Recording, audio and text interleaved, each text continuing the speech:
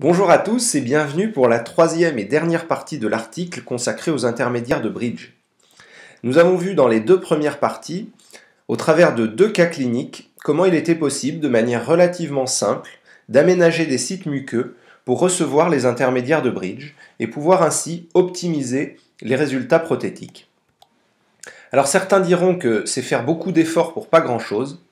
Pourtant, dans cet ouvrage de référence, la première phrase du chapitre consacré aux intermédiaires de bridge insiste sur l'importance de considérer le pontique pour le succès de la réalisation. Et nous allons voir dans cette vidéo que le praticien doit y réfléchir en amont pour adapter le plan de traitement à la situation clinique, mais aussi qu'il doit communiquer de manière claire et précise avec son laboratoire pour contrôler la réalisation du ou des pontiques. Idéalement, l'intermédiaire de bridge doit répondre à des impératifs qui sont de trois ordres. Biologique tout d'abord, le pontique ne doit pas exercer de pression excessive sur la crête édentée.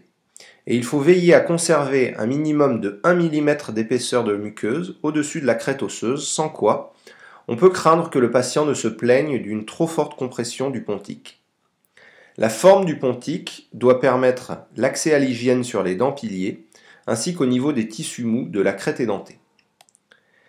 Les impératifs mécaniques ensuite, l'intermédiaire de bridge doit être rigide pour résister à la déformation et il doit être relié aux dents piliers par des connexions de dimensions suffisantes pour ne pas casser. Enfin, des impératifs d'ordre esthétique, car l'intermédiaire de bridge, c'est évident, doit reproduire au mieux la dent qu'il remplace, mais il doit idéalement soutenir les papilles proximales pour donner l'illusion qu'il émerge de la crête édentée, comme le ferait la dent naturelle. Et c'est la conjonction de ces trois impératifs qui permet de concevoir et d'obtenir l'intermédiaire de bridge idéal. La morphologie du pontique va dépendre de la zone à traiter. Dans les zones postérieures, et donc peu soumises aux exigences esthétiques, on peut opter pour la conception dite hygiénique, où l'intermédiaire est très largement supramuqueux. L'intermédiaire est soit convexe, soit concave pour renforcer l'épaisseur des connexions. Mais c'est dans la zone esthétique que les rapports entre l'intermédiaire et la crête doivent être les plus intimes. De gauche à droite, soit l'intermédiaire recouvre totalement la crête, soit l'intermédiaire recouvre uniquement le versant vestibulaire de la crête, soit l'intermédiaire a une forme ovoïde qui nécessite de préparer la crête pour aménager un site receveur. Cette conception de pontique est la plus sophistiquée, mais c'est de loin la plus esthétique lorsque la situation ou les exigences du patient le nécessitent.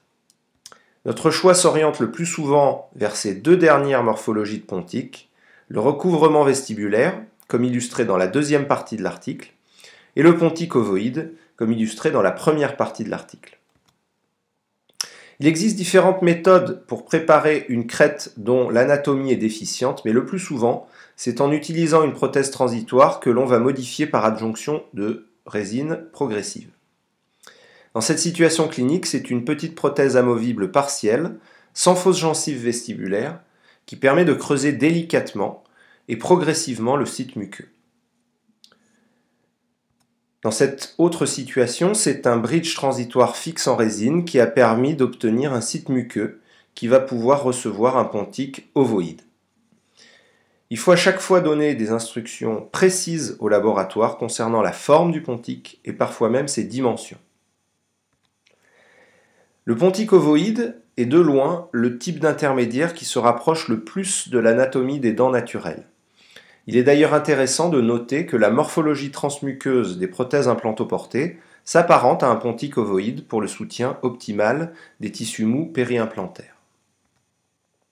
On voit donc que la bonne gestion des intermédiaires de bridge ne doit rien au hasard.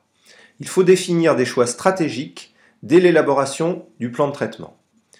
Nous l'avons vu dans la première partie de l'article, la préservation de l'architecture parodontale du site au moment de l'extraction de la dent est une stratégie relativement simple et efficace.